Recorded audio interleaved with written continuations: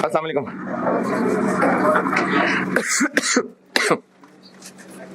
दुरूद शरीफ पढ़ लें।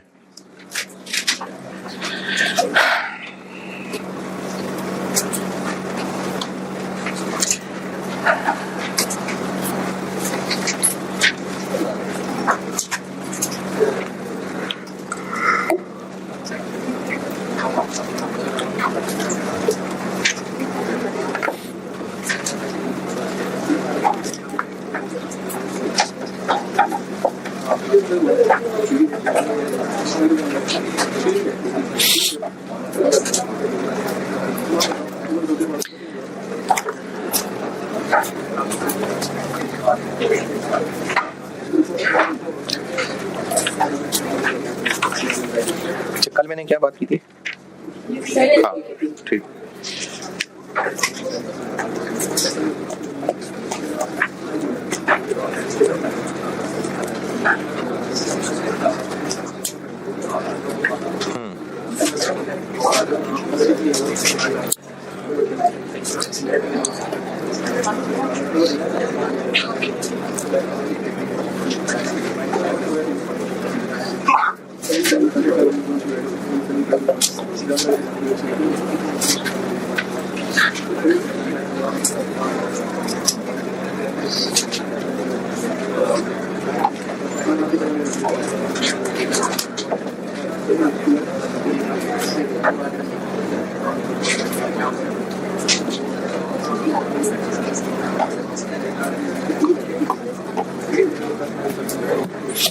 अच्छा, अगर किसी टॉपिक के बारे में टीचर कहते हैं कि ये टॉपिक जिसने नहीं किया ना वो नहीं पास होता, तो ऐसा हो सकता है कि बाकी सब इतने जबरदस्त कर लें कि उसके बगैर भी पास हो जाए, लेकिन टीचर का ये कहना कि जिसने ये नहीं किया ना वो पास नहीं होता, तो इससे क्या शो हो रहा है? उस टॉपिक की इंपॉर्टेंस बहुत ज्यादा इंपॉर्टेंट है, तो फिर उसके ऊपर ज्यादा मोहतात हो जाना चाहिए। लेकिन सिर्फ ये जिद लगाना कि नहीं हम बाकियों में से परफेक्ट करके निकलेंगे, नहीं होने बाकी परफेक्ट, तो जिसके बारे में ये कह दिया कि ये नहीं किया ना तो पास नहीं होते, तो उस पर ज्यादा मोहतात हो जाना चाहिए। अच्छा, कुछ ना पब्लिक डीलिंग से रिलेटेड चीजें ऐसी हैं जिनके बारे में बड़ी सख्त बात की गई है। जैसे एक जो भी हदीस सुनाने लगाऊं, मुस्लिम 172 सैयदना अबू हुरैरा रज़ियल्लाहु अन्हु से रिवायत है कि रसूलुल्लाह सल्लल्लाहु अलैहि वसल्लम ने फरमाया, वो शख्स जन्नत में ना जाएगा जिसका हमसाया उसके मकरो फरेब से महफूज ना हो।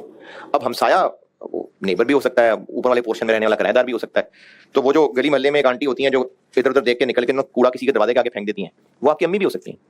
वो जो एक अंकल होते हैं जिन्होंने मोहल्लेदार की वो तारों पे कुंडियां डाली होती हैं, वो आपके अब्बू भी हो सकते हैं।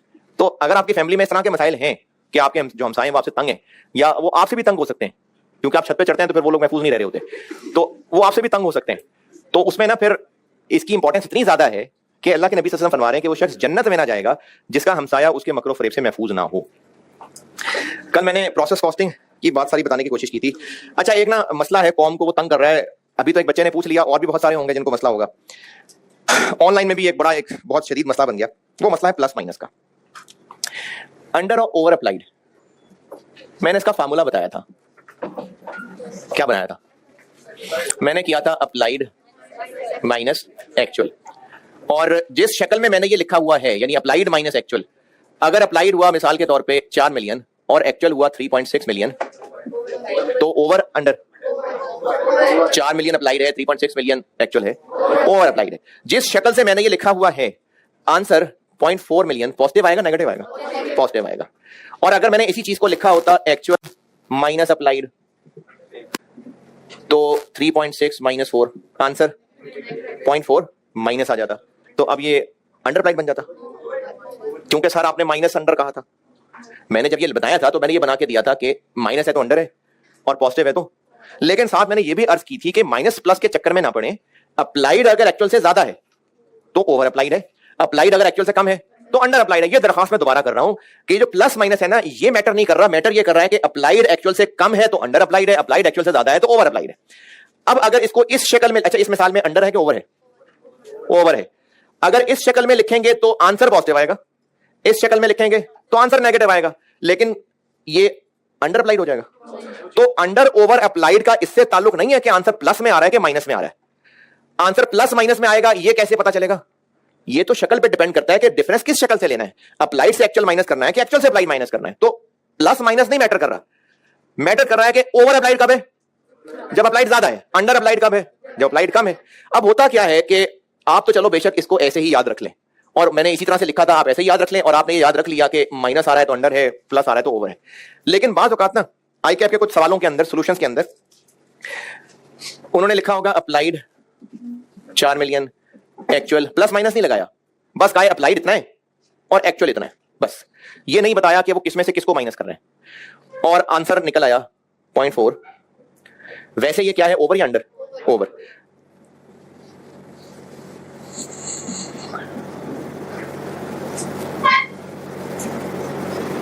सही किया मैंने, ये गलत कर दिया? सही है सर, आपने तो बताया था अंडर नेगेटिव होता। देखें, अगर डिफरेंस लेते हुए एक्चुअल में से अप्लाइड माइनस कर रहे थे तो आंसर माइनस में निकल आया, अप्लाइड में से एक्चुअल माइनस कर रहे थे तो प्लस में निकल आया, है तो ओवर अप्लाइड ही ना। तो अगर सवाल का सॉल्यूशन कहीं, जो कि वो मैंने स्ट्रिंग के सवाल दिया था, तो उसके सॉल्यूशन को देख के ना कौम बहुत परेशान हुई, और ऑनलाइन के अंदर तो खैर मैसेजेस ही चलते रहे इस बात पे। अभी भी एक बच्चे ने पूछा तो मुझे लगा कि और भी लोगों को मसला होगा। तो उस सॉल्यूशन के अंदर अगर ओवर नेगेटिव लिखा हुआ है तो असल में वो ये कहना चाह रहे हैं कि ये जो जिस फिगर को हमने ब्रैकेट लगाया होगा वो ओवर है, जिसको ब्रैकेट नहीं लगाया होगा वो अंडर है। वो सिर्फ पहचान बताना चाह रहे हैं। और वैसे अंदर की बात बता रहा हूं कि उन्होंने ये डिफरेंस निकाला है एक्चुअल माइनस अप्लाइड करके, अप्लाइड माइनस एक्चुअल करके निकाल लेते। ये सिर्फ डिफरेंस बताने के लिए पहचान बताई हुई है कि जी हमने जो किया ना, हम ये ब्रैकेट उसको लगाएंगे जो ओवर होगा, बगैर ब्रैकेट के वो लिखेंगे जो अंडर होगा। और अगर वो ऐसे डिफाइन करना चाहें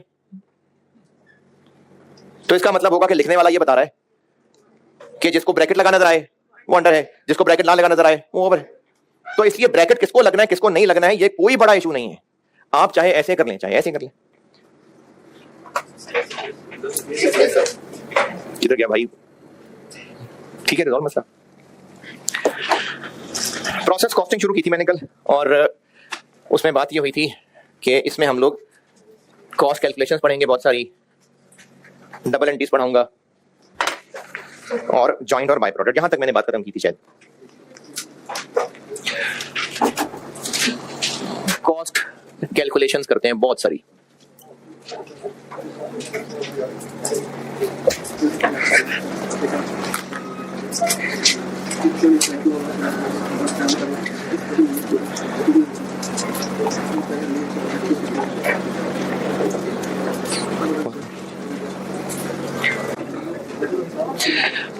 अच्छा, कॉस्ट कैलकुलेशंस करते हैं बहुत सारी। और कल जो मैंने बातें की थी वो छोटा सा रिकैप दे देता हूं कि वो जो मुर्गी ने अपनी जिंदगी का सफर शुरू किया था, नहीं बल्कि जिंदगी नहीं, मौत के बाद जो सफर शुरू किया था, तो वो नगेट्स बनने तक जितने भी डिपार्टमेंट से गुजरे, प्रोसेस कॉस्टिंग की मदद से ये होगा कि हम हर प्रोसेस कंप्लीट होने के बाद उसकी कॉस्ट जान सकेंगे। और एक बात मैंने ये की थी कि सारे जो प्रोसेसेस हैं उन सब में कोई ना कोई टाइम लग रहा है। जैसे अगर हम वो जो नगेट्स के पीसेस कट रहे थे, मशीनों में से गुजर रहे थे और वो नगेट्स के पीस कट रहे थे, या इसी तरह वो जो फ्राइंग हो रही थी, तो अब वो कब तक सड़ते कुड़ते रहेंगे उस तेल के अंदर, को 10-15 मिनट का टाइम होगा। तो जो भी प्रोसेस था उसकी कोई ना कोई ड्यूरेशन होगी। तो अगर फ्राइंग डिपार्टमेंट के अंदर टोटल नहीं, for the month of March, अगर फ्राइंग डिपार्टमेंट में ये कहा गया कि 15,000 किलो है जो इस डिपार्टमेंट में मशीनों में आया और आउट हुआ, तो इसका मतलब है कि पूरा महीना सड़ते रहे वो 15 के 15,000 इकट्ठे, एक एक करके या 100-100 किलो करके या 200 किलो करके आ रहे थे, जा रहे थे, वो तो टोटल फॉर द मंथ 15,000 है। और एक बात और की थी कि जो प्रोसेस में यूनिट्स मशीनों के अंदर आ रहे हैं वो इनपुट, और जो मशीनों से बाहर निकल रहे हैं वो आउटपुट है। अच्छा, पहला प्रोसेस यानी उस पूरी लाइन के अंदर पहला वाला डब्बा, उसका इनपुट क्या होगा? Raw material. और उसके बाद वाले जितने भी प्रोसेसेस हैं उनका इनपुट क्या होगा? जो पिछले का आउटपुट होगा, जो पिछले का आउटपुट होगा वो सही है। चूंकि ना थोड़ा सा कैलकुलेशंस में फर्क पड़ेगा, इसलिए ये जो मैं आपको चीज पढ़ाने लगा हूं ये हम दो अलग अलग लेवल्स पे पढ़ेंगे।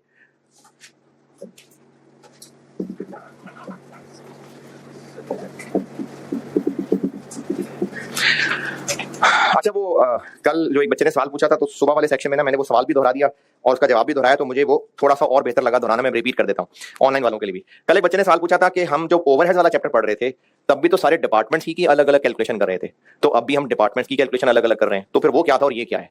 तो वहां पर ना हम लोग ओवरहेड्स की अलग डिटेल यानी उनको इंडिविजुअली पढ़ रहे थे कि रेंट का क्या करना है, इंश्योरेंस का क्या करना है, एफटीसी का क्या करना है, थे तब भी हम डिपार्टमेंट्स के अंदर कैलकुलेशन। लेकिन वहां पर हम लोग पढ़ रहे थे सारे ओवरहेड्स की एक एक आइटम को अलग अलग, इसको कैसे हैंडल करें, और पहुंचना कहां तक था? ओएआर तक, प्रोडक्ट कॉस्ट तक। अब हम ना उस एंड रिजल्ट को लेकर आगे बढ़ेंगे। अब हम उन ओवरहेड्स की एक एक आइटम्स को लेकर डिस्कस नहीं कर रहे होंगे, अब हम बस करेंगे जी ओवरहेड्स आर अप्लाइड एट 25 रुपए पर डायरेक्ट लेबर आवर।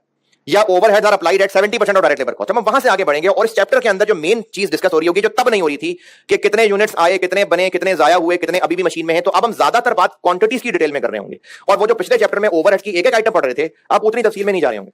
तो है तो फैक्ट्री ही की सारी कैलकुलेशन, लेकिन वहां पर ऑब्जेक्टिव और था या काम और होने लगा। इसको ना मैं दो हिस्सों में बांट रहा हूं। तो मैं कैलकुलेशंस पहले प्रोसेस की अलग से पढ़ाऊंगा और उसके बाद वालों की अलग से पढ़ाऊंगा। प्रोसेस 1 में अलग से पढ़ाऊंगा और सब्सीक्वेंट अलग से पढ़ाऊंगा। थोड़ा सा मसले फर्क है।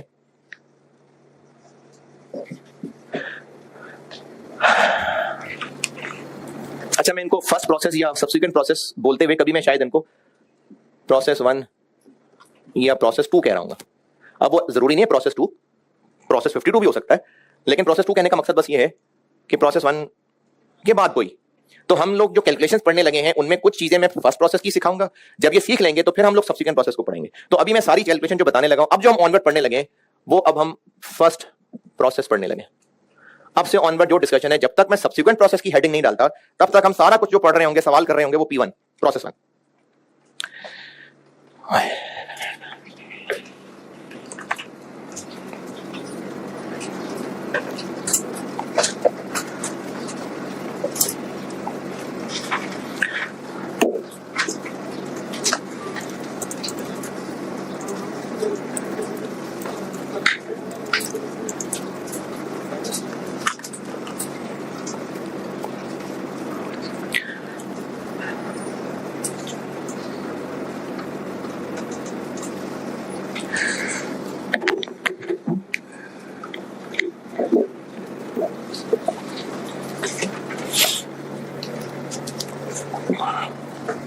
ये हेडिंग डाल दी। चलें जी, यहां से हम आगे चलते हैं। ये मैं बात कल बता चुका, वैसे उसको मैं अंग्रेजी में दोबारा लिख देता हूं। अगर हम 1 किलो की कॉस्ट जानना चाह रहे हैं तो 1 किलो मुर्गी पे नजर रखें सारी, कि वो कहां से कहां गई, फिर उसके बाद क्या हुआ, फिर कट के कितना हुआ, फिर उस पर कितनी बिजली लगी, फिर आगे क्या हुआ, बहुत मुश्किल हो जाएगा। और भी किसी ने जाना है तो चला जाए। जाना है किसी ने? अच्छा, इसी तरह अगर एक फोटोकॉपी वाला है, आल्दो के वो प्रोसेस कॉस्टिंग नहीं है, बस एक बात समझाना चाह रहा हूं। वो ये जानना चाह रहा है कि सारी मेरी शॉप के खर्चे पर कॉपी मुझे कितने कॉस्ट कर रहे हैं।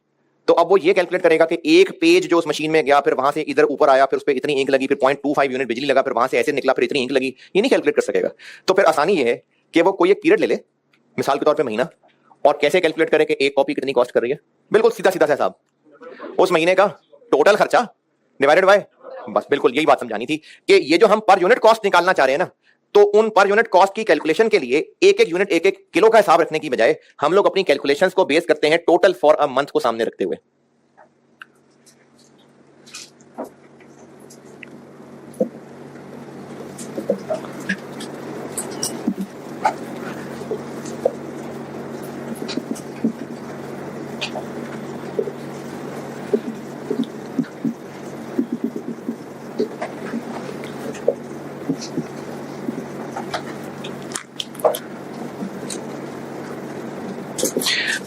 यानी अगर हम ये जानना चाह रहे हैं कि इस बिजनेस ने जितने जूते बनाए तो पर जूता प्रोसेस 1 में क्या कॉस्ट पड़ रही है, या पर किलो प्रोसेस 1 में क्या कॉस्ट पड़ रही है, तो उसके लिए एक महीने का टोटल खर्चा, टोटल यूनिट्स, इनको इस्तेमाल किया जाता है।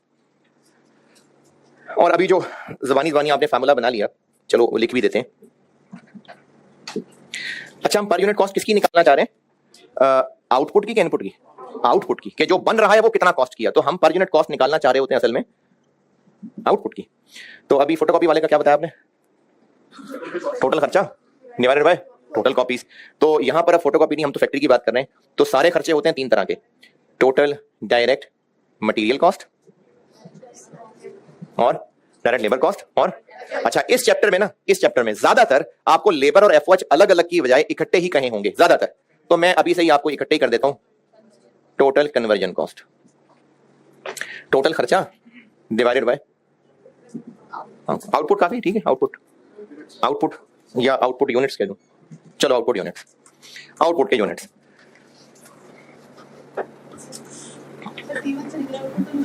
नहीं, P1 का तो आउटपुट ही है ना। जो पीआरसी पढ़ के पास हो गया तो उसको पास ही कहेंगे ना, इसका मतलब चार्टर्ड अकाउंटेंट तो नहीं बना वो, लेकिन पीआरसी का तो पास ही है ना। जो प्रोसेस 1 से निकल गया है वो प्रोसेस 1 का तो आउटपुट ही है। फिनिश गुड नहीं कह रहा ना मैं उसको, प्रोसेस 1 का आउटपुट है। नहीं नहीं नहीं, चिकन पहले डिपार्टमेंट से बोटी बोटी होके बाहर निकला, वो बोटियां आउटपुट थी। फिर वो बोटियां अगली मशीन में गई, वहां से कीमा बन के बाहर निकला, वो कीमा आउटपुट था। फिर वो कीमा जो है वो मिक्स होकर चीजों के साथ वो जो मिक्सचर बना वो आउटपुट था। फिर उसके बाद वो शेप्स में कट के नगेट की शेप बनी, वो आउटपुट था। फिर वो फ्रायर से गुजरे, फ्राई होकर बाहर निकले, वो फ्राइड पीसेस जो थे वो आउटपुट था। तो हर प्रोसेस की मशीन से जो बाहर आ रहा है वो आउटपुट है, बाहर आके फिर वो अगले प्रोसेस में जा रहा है, तो वो उस प्रोसेस का आउटपुट है। अच्छा चलें, बच्चों वाला सवाल ही कर दें, लिखें सवाल।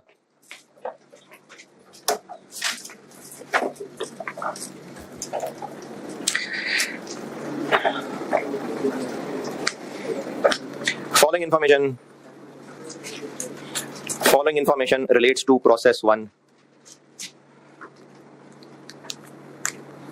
Repeaters को कुछ याद आ रहा होगा। Following information relates to process 1 for the month of May. For the month of May. अच्छा, उसमें लिखिए direct material cost. Direct material cost 240,000, 2,40,000। Direct labour cost, direct labour cost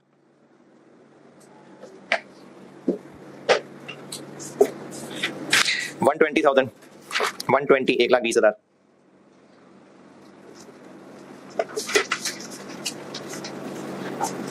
FOH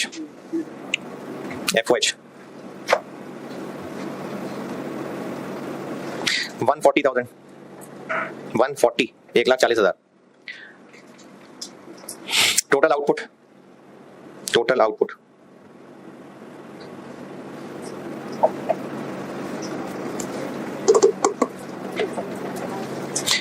20,000 units, 20,000 units. Per unit cost बताएं।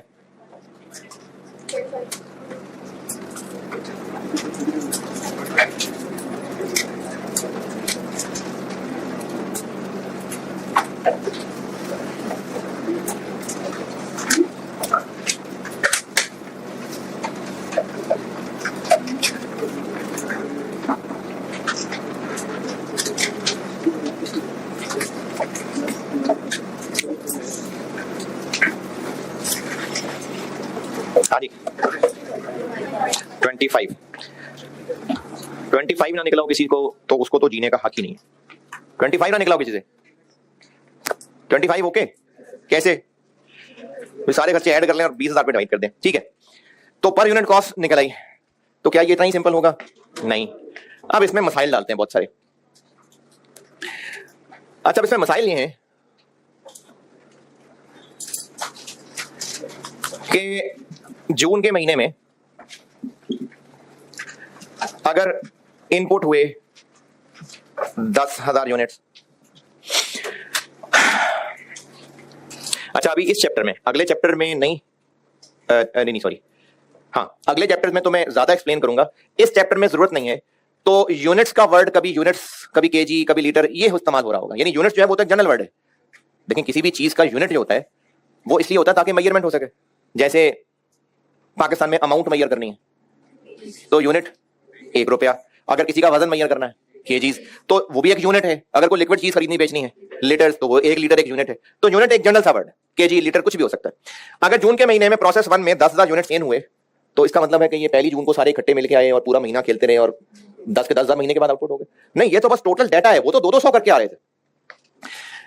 अगर ये machine जो process 1 है, उस machine का पूरा प्रोसीजर अगर 4 घंटे का है मिसाल के तौर पर, 4 घंटे वो मशीन में वो यूनिट्स रहेंगे, फिर फ्राई होकर या कट किया जो भी है वो बाहर चले जाएंगे, तो उसका प्रोसीजर 4 घंटे का लेट से। और अगर बिजनेस 24 घंटे काम कर रहे हैं, यानी इतना काम है इनके पास कि मशीनें रुकी नहीं रही हैं, चलती चली जा रही हैं, तो फिर जो वर्कर्स काम कर रहे हैं तो 30 जून को रात को 12 बजे वो मशीनें खाली कर देंगे सारी? नहीं, मशीनें तो बस चल रही हैं, लेकिन अकाउंटेंट ने चूंकि ईयर एंड 30 जून पे इन्वेंट्री, क्लोजिंग इन्वेंट्री, इस सब की कैलकुलेशंस करनी होंगी। तो फॉर अकाउंटिंग पर्पसेस ये जानना जरूरी है कि 30 जून रात 12 बजे मशीन के अंदर भी तो कुछ यूनिट्स हो सकते हैं। वो जो मशीन के अंदर अभी यूनिट्स पड़े ना, वो जो 4 घंटे के मैंने बात की है, वो क्यों पड़े हैं भाई, निकले क्यों नहीं हुए? क्योंकि अभी शायद कुछ देर पहले मशीन में डले थे तो 4 घंटे पूरे नहीं हुए थे। तो वो जो यूनिट्स मंथ एंड पे बिल्कुल क्लोजिंग के टाइम में मशीन के अंदर पड़े हैं, उनको कहते हैं क्लोजिंग वर्क इन प्रोसेस, और वही अगले ही लम्हे अगले महीने के ओपनिंग बन जाते हैं। तो इस महीने के क्लोजिंग वर्क इन प्रोसेस थे लेट्स से 300 यूनिट्स। अच्छा, ये वो हैं जो महीने के शुरू में आए थे, पूरा महीना पड़े रहे, फिर महीना खत्म हुआ तो उन्होंने कहा नहीं अभी हमें रहने दो, बाकी चले गए। ये अभी कुछ देर पहले, मंथ एंड से जस्ट कुछ देर पहले मशीन में आए थे और उनका वो जो मशीन का ड्यूरेशन था वो पूरा नहीं हुआ था। इसी तरह जो मई एंड पे थे वो मई के क्लोजिंग थे और जून के ओपनिंग थे। चलो जून में डाल लेते हैं ओपनिंग वर्क इन प्रोसेस 750 कर लेते हैं। और ऐसा तो नहीं होगा कि 1 किलो मुर्गी से 1 किलो कीमा निकल ही आएगा, किधर जाएगा बाकी? क्यों हो जाएगा वेस्ट? जल जाएगा हो सकता है। और वो बड़ी ईद पे कीमा कराया कभी जाके तो है वो मशीन में चिपका रह जाता है कुछ, तो वो जो चिपका रह गया वो अब आउट नहीं हो सका, तो मशीन में चिपका रह गया, वहीं लगा रह गया, वहीं साइड पे गिर गया, तो जितने किलो इन हुआ था उतने किलो नहीं आउट होता, तो बाकी को कहते हैं हम लॉस। चलो लॉस कर लेते हैं 130 यूनिट्स। तो जून का आउटपुट क्या बना?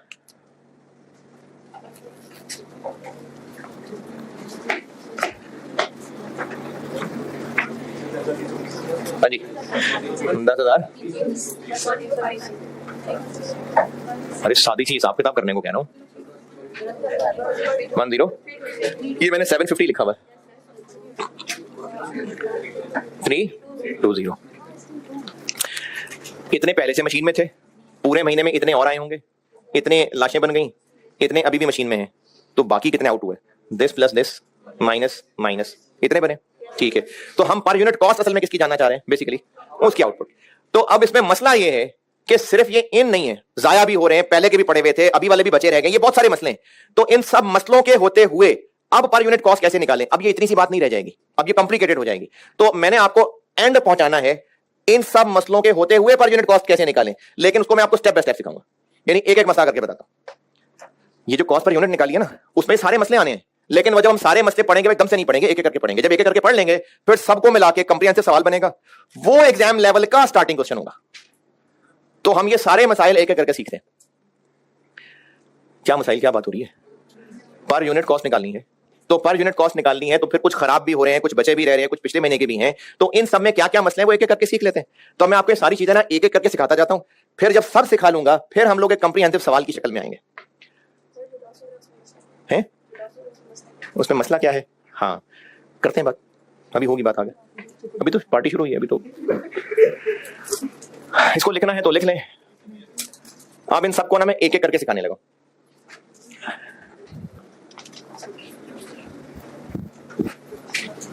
ये मिटा दो। अच्छा, जो लोग सोए हुए थे और उनको अचानक याद आया कि नोट करना है, तो ये अलग है, ये अलग है। मैंने पहले ये कहा था, फिर ये लिखा था, फिर उसके बाद ये किया था, फिर ये बनाया था, फिर उसके बाद ये बनाया।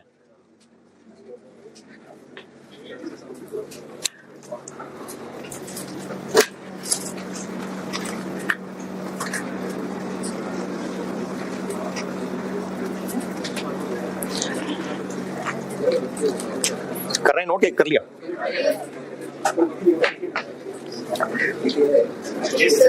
अच्छा, अब ना मैं आपको ये सारे मसाइल जो है ना वो एक एक करके लाने लगा हूं। तो पहले हम देख लेते हैं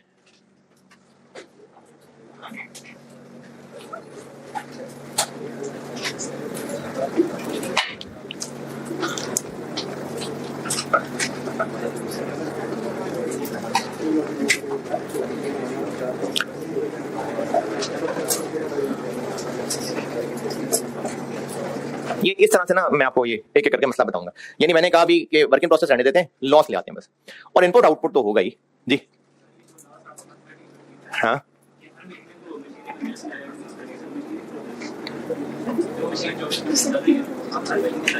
अच्छा, वो जो साथ वो बोटियां चिपकी रहेंगी, नहीं वो तो उतार ही लेंगे ना, वो वहीं थोड़ी लाशें जमा करते जाएंगे, तो मशीन तो साफ कर ही लेंगे। वो मशीन साफ करके फिर शॉर्मे वालों को तो बेचनी है ना, उनका कारोबार कैसे चलना है, तो वो कर लेंगे साफ। मतलब 130 अगर है 130, तो कैसे पता? उनको साफ किया है, तोला है तो पता चला है ना, तो मशीनें कर देंगे साफ, मशीनें हो जाएंगी साफ। अच्छा, इनपुट आउटपुट तो होगा ही होगा, बस अभी वर्क इन प्रोसेस रहने देता हूं मैं, लॉस पे करते हैं पहले बात। लॉस को समझने के लिए पहले ना 4 टर्म्स जान लें, ये जरूरी है, फिर समझ आएगा कि हम ये कर क्या रहे हैं। पहले 4 टर्म्स बता रहा हूं, वो समझ लें, फिर उसके बाद करता हूं कि करना क्या है।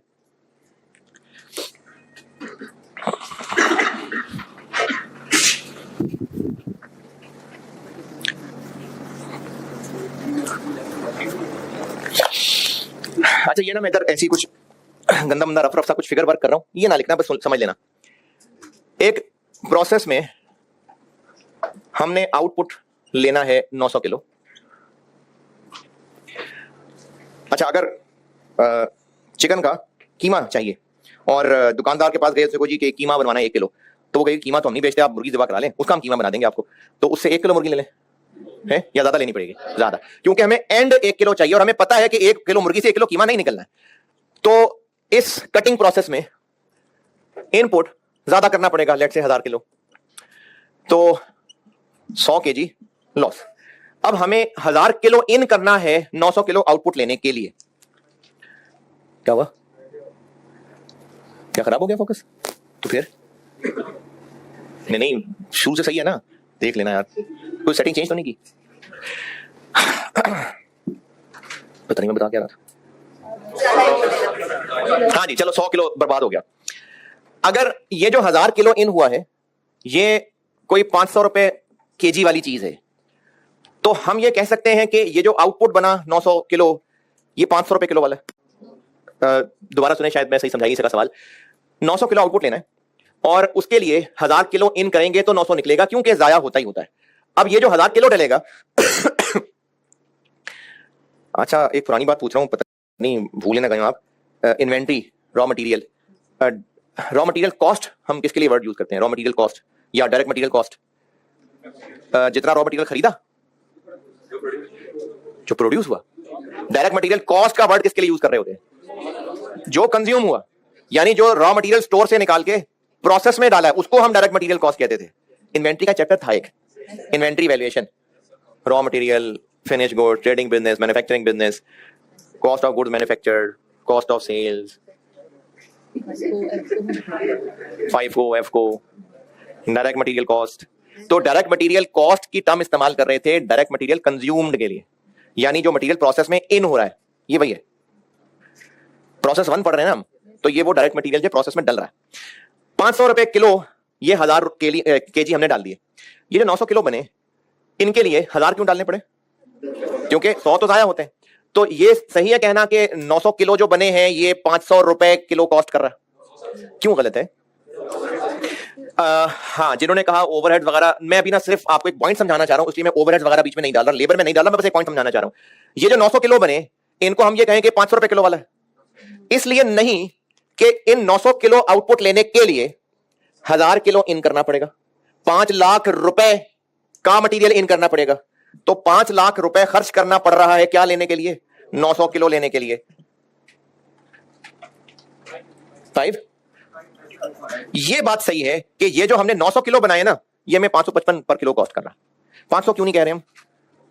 क्योंकि वो जो 100 किलो कुर्बान हो रहा है, वो भी तो 500 रुपए वाला है, वो इन्हीं के लिए कुर्बान, इन्हीं के लिए जान दे रहा है, तो उनका खर्चा भी इसी की ही कॉस्ट में शामिल होना है, इसका खर्चा भी इन्होंने ही बर्दाश्त करना है। तो इसलिए डिवाइडेड बाय 900 किया, लेकिन ऊपर खर्चा पूरा 5 लाख रखा है। इस 5 लाख के अंदर इस जाया होने वाले का खर्चा भी है ना, तो क्यों उस सारे खर्चे को इस पे डिवाइड कर रहे हैं?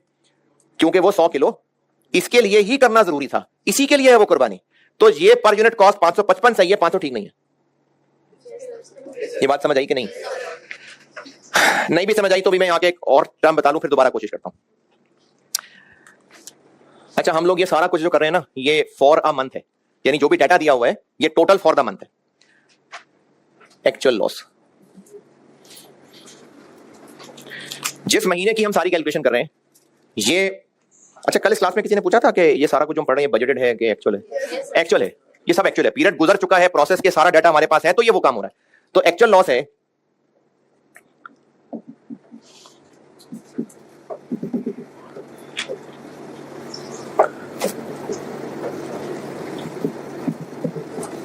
जो पूरे महीने में टोटल एक्चुअल क्वांटिटी लॉस हुई।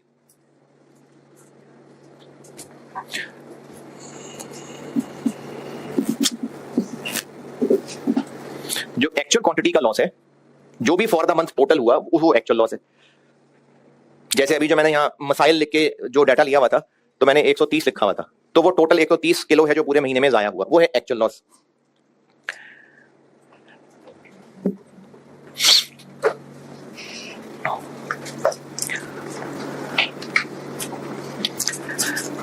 अच्छा, अगर किसी स्टूडेंट का एक्सपीरियंस है कि जितनी दफा भी जब भी पेपर देता हूं एक फेल होता ही होता है, एक तो फेल होता ही होता है, तो अगर वो उस टाइम में 3 पास करना चाह रहा है तो 4 दे, 2 पास करना चाह रहा है तो 3 दे दे, 4 पास करना चाह रहा है तो ये उसने अपने एक्सपीरियंस की बेस पे एक लॉस फाइंड किया कि इतने तो निकल ही जाते, इतने तो रह ही जाते। बिजनेस में ना अपने एक्सपीरियंस की बेस पे एक अंदाजा लगा लेगा कि इस प्रोसेस की नेचर कुछ इस तरह की है। इस मिसाल को मैं यहीं रोकता हूं। मिसाल के तौर पे अगर किसी कुक से पूछा जाए 20 जो है ना वो लोगों का खाना तैयार करना है तो कितना चिकन चाहिए, वो कहेगा 20 लोग हैं, इतने इतने जाया करेगा, बस एवरेज समझ लो कि 30 किलो। 20 लोगों के लिए 30 किलो, अच्छा चलो खैर खैर है। तो ये वो एक्सपीरियंस की बेस पे बता रहा है कि इतना गिरेगा, भी प्लेटों में डालते हुए भी होगा, फिर चाय डालनी है तो वो भी गिरेगी, तो वो अपना एक्सपीरियंस की बेस पे बता रहा है। तो बिजनेस है ना अपने एक्सपीरियंस की बेस पे निकाला होता है, स्टूडेंट को गिवन होगा वो कि इस प्रोसेस की नेचर देखते हुए कि कितना नुकसान होना ही होता है, कितना नुकसान होना ही था, उसको कहते हैं नॉर्मल लॉस। इसके लिए एक और टर्म इस्तेमाल होती है एक्सपेक्टेड लॉस। नॉर्मल लॉस या एक्सपेक्टेड लॉस।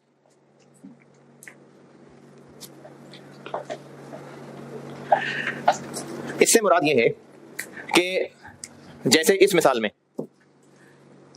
पूरे महीने में टोटल अगर 900 किलो आउटपुट हुआ तो इनकी कैलकुलेशन के मुताबिक टोटल 100 किलो जाया होना चाहिए था। तो नॉर्मल लॉस होता है वो total quantity loss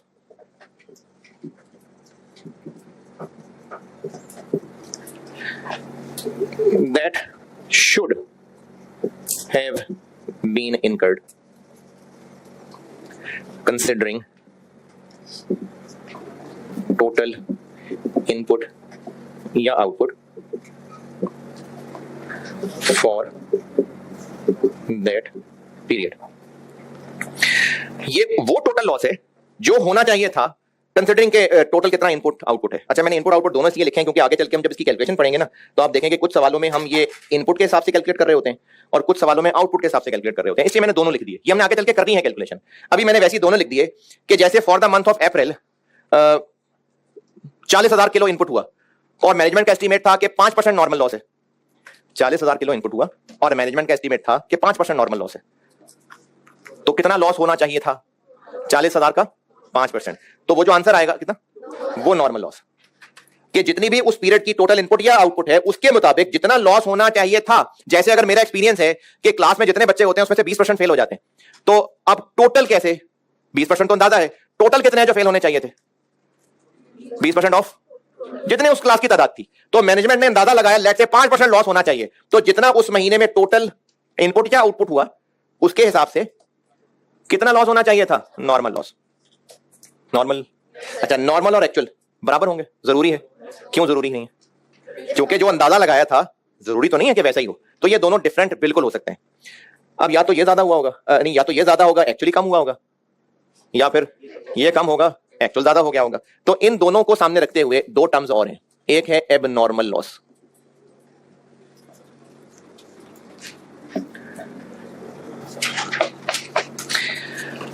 abnormal loss का कॉन्सेप्ट तब है जब एक्चुअल लॉस ज्यादा हुआ हमारी सोच से, तो ये कॉन्सेप्ट है एबनॉर्मल लॉस का। यानी स्टूडेंट ने सोचा था कि मैंने 5 पेपर दिए हैं तो 2 फेल तो हो ही जाएंगे, 3 फेल हो गए, तो वो जो एक फालतू फेल हो गया वो एबनॉर्मल है, एबनॉर्मल लॉस।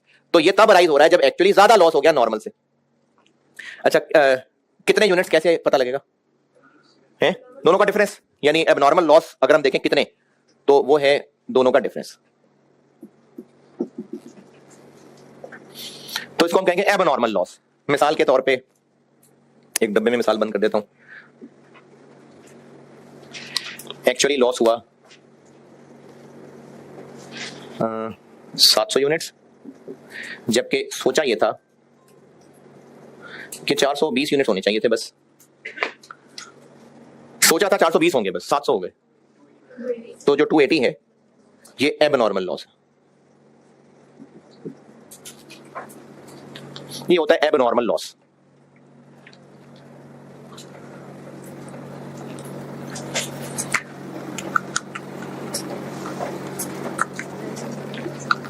स्टूडेंट ने 5 पेपर दिए, उसने सोचा कि मेरा पास्ट रिकॉर्ड ये है कि मेरे से 3 पास नहीं होने, 3 फेल हो जाने, 2 नहीं पास होने। 2 फेल हो गए, सोचा था 3 फेल होंगे, 2 फेल हुए। तो वो जो एक फेल नहीं हुआ उसको कहते हैं एबनॉर्मल गेन। क्या लूं? ये नोटेड कर लें नोट कर लें। तो फिर एबनॉर्मल कुछ नहीं है। एबनॉर्मल तो तभी है ना जब डिफरेंट हुआ।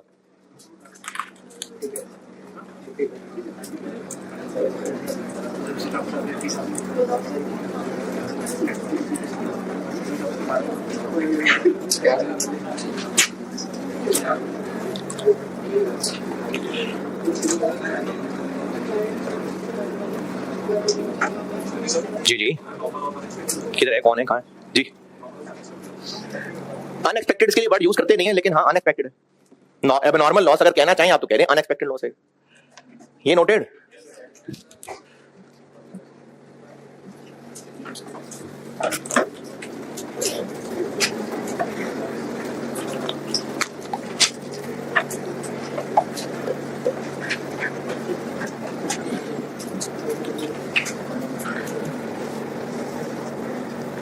हमने सोचा था कि 900 यूनिट जाया होंगे, बस 700 हुए।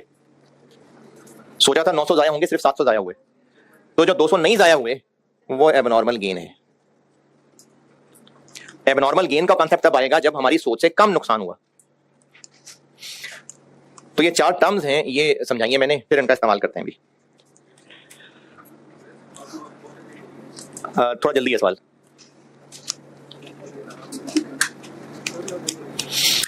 एबनॉर्मल गेन लिखें, फिर आगे चलूंगे करना क्या है।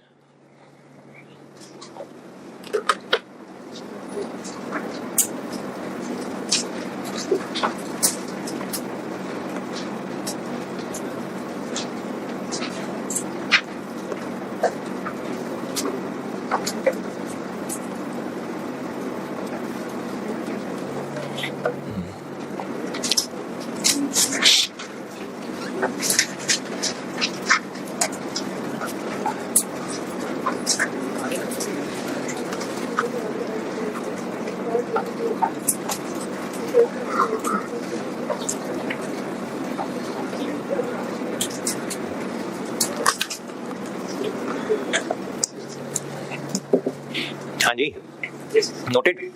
अच्छा, अब इसका करना क्या है इन टर्म्स का? कॉस्ट पर यूनिट निकालना सिखा रहा हूँ। ये सारी चीजें दोबारा हम लोग पढ़ रहे हैं कि कॉस्ट पर यूनिट निकालनी है। पहला प्रोसेस पढ़ा रहा हूँ और उसमें मसाइल थे बहुत सारे, लेकिन अभी मैंने इस वक्त मसला सिखाना शुरू किया है लॉस। वर्क इन प्रोसेस को भी छोड़ देते हैं। लॉस के मसले सिखाने के लिए मैंने आपको पहले 4 तरह के लॉस बताए। एक एक्चुअल लॉस है, एक नॉर्मल लॉस है, एक एबनॉर्मल लॉस है और एक एबनॉर्मल गेन है। अब इनका करना क्या है, यहां पर आता हूं दोबारा वापस। अगर 900 किलो आउटपुट लेने के लिए 100 किलो ही जाया हुआ करता है और 100 किलो ही जाया हुआ, तो per unit cost 5 lakh divided by 900 करना ही ठीक है या 1000 करूं?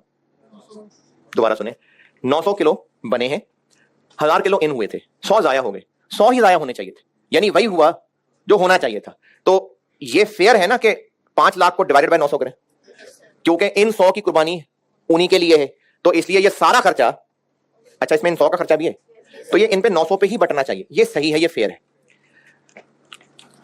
यहां से आगे चल रहा हूं। अब कॉस्ट पर यूनिट निकालने के लिए क्या करें? अगर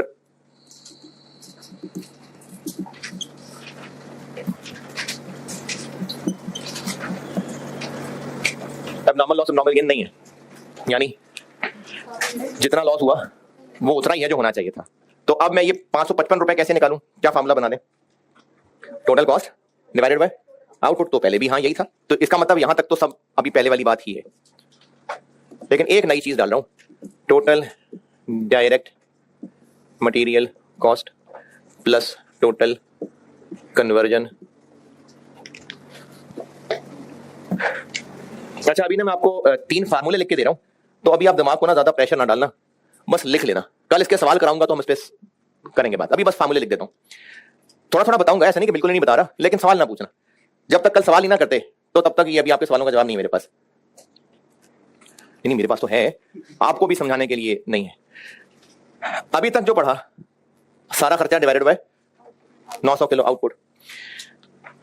ये बात ओके है ना कि इन खराब हुए कुर्बान हुए यूनिट्स का खर्चा भी इन्हीं को ही एलोकेट हो रहा है।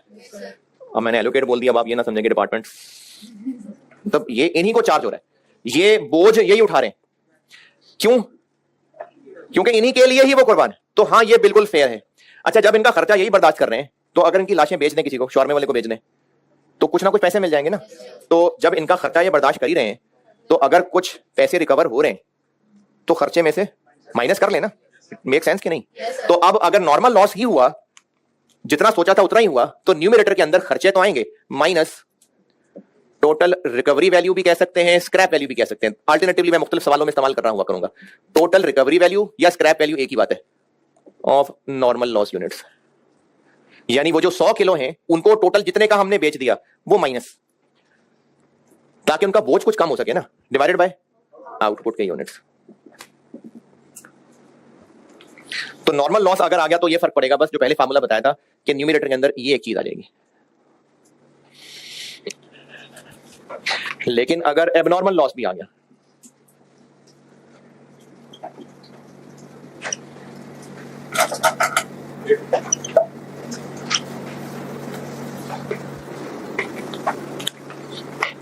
यानी अगर एबनॉर्मल लॉस है,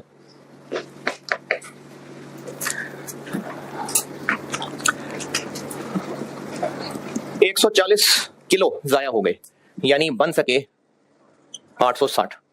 लेकिन डिटेल ये पता चली कि 100 तो चलो ठीक है भाई, 40 क्यों हो गया फालतू? तो 40 एबनॉर्मल है। अब ये जो हमारी नाअहली से या मशीनों की खराबी से या किसी भी वजह से ज्यादा जाया हो गए, तो अब बन सके 860। अब अगर आप 5 लाख डिवाइडेड बाय 860 करेंगे तो पर यूनिट कॉस्ट ज्यादा आएगी, 581। तो अगर यही करना था कि जितने बने उनसे डिवाइड, तो फिर नॉर्मल लॉस के कॉन्सेप्ट की जरूरत ही नहीं थी।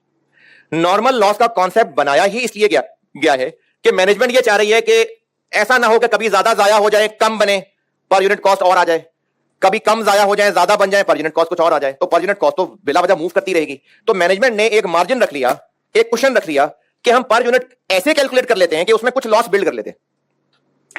पता नहीं मुझे क्यों लग रहा है आप है नहीं इधर।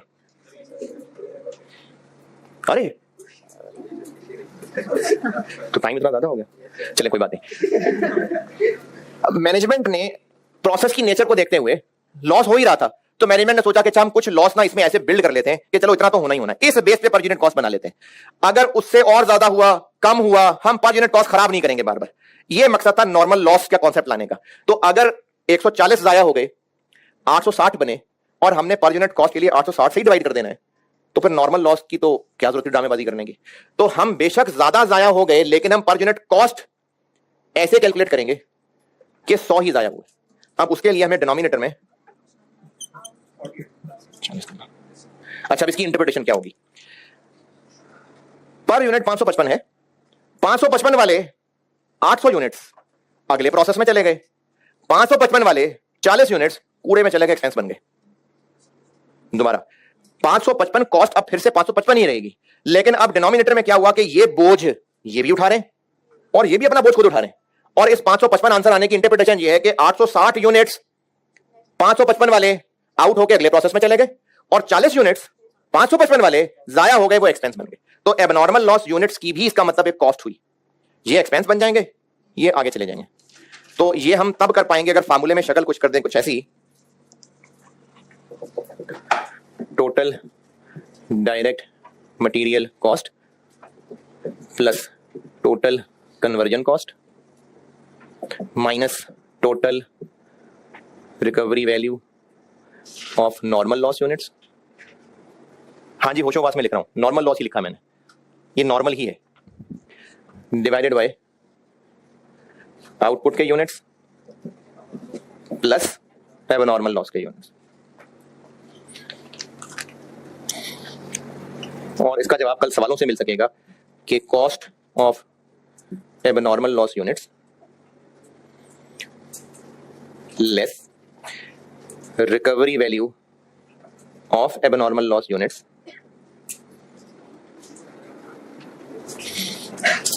is recognized as expense in P&L।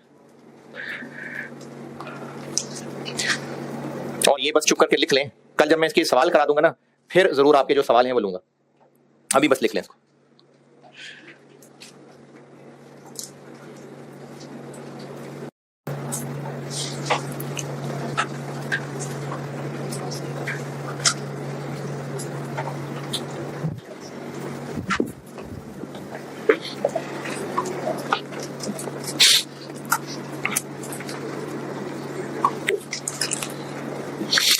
Last चीज बस फार्मूला लिख रहा हूं, इसको समझेंगे हम कल, अभी बस सिर्फ लिख लेना। 70 किलो जाया हुआ यानी 930 बन गए। तो अगर हमने 930 से डिवाइड कर दिया तो पर यूनिट कॉस्ट कम आ जाएगी। लेकिन अगर यही करना था तो फिर नॉर्मल लॉस का कॉन्सेप्ट क्यों बनाया? तो नॉर्मल लॉस का कॉन्सेप्ट इसलिए बना ताकि पर यूनिट कॉस्ट बार बार इधर उधर ना हो। हम पर यूनिट कॉस्ट ऐसे ही निकालें कि बस उसमें एक नॉर्मल लॉस बिल्ड कर दें बस। तो इसको सही करने के लिए 930 में से माइनस करना पड़ेगा 30। अब ये 30 क्या है? 70 किलो जाया हुए जबकि होने 100 चाहिए थे, तो 30 जाया नहीं हुए ना, ये एबनॉर्मल गेन है। तो फार्मूला बन जाएगा, ये लिखें तो मैं इसी को मिटा के चेंज कर देता हूं। ये लिख लिया सारे, वो पर्दे के उस पार वाले भी।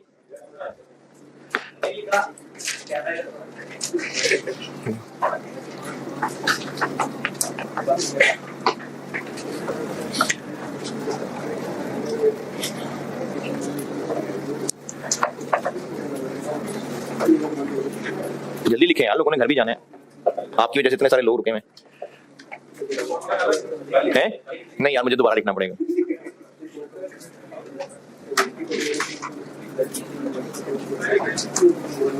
जल्दी लिख लिया।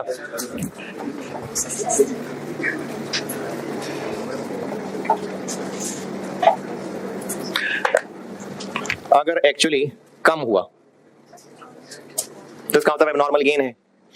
तो फार्मूले में फर्क ये पड़ जाएगा कि माइनस एबनॉर्मल गेन के यूनिट्स, ऊपर ये ऐसे ही रहेगा और ये एक्सपेंस की जगह इनकम हो जाएगा, एएल की जगह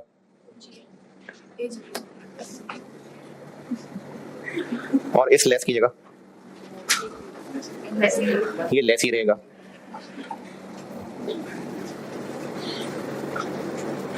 एबनॉर्मल गेन यूनिट कौन से हैं? मतलब जो जाया नहीं हुए। तो जब जाया नहीं हुए तो उनकी रिकवरी वैल्यू वहां से आ गई। अच्छा, ये एक वर्ड मिस हो गया था मेरे ख्याल में, आपने तो लिख ही लिया हो शायद, रिकवरी वैल्यू। वो वैल्यू लिखना मिस हो गया था, वैल्यू। तो एबनॉर्मल गेन यूनिट्स की रिकवरी वैल्यू कहाँ होती है भाई? कल होगी कल। चलिए ये अंग्रेजी लिख लें सारी। अब ये मैंने आपको ना तीनों फार्मूले शक्ल बना के दे दी। इसको कल सवालों की प्रैक्टिस ला के ना फिर इसको और क्लियर करते हैं। ठीक है जी, अल्लाह हाफिज।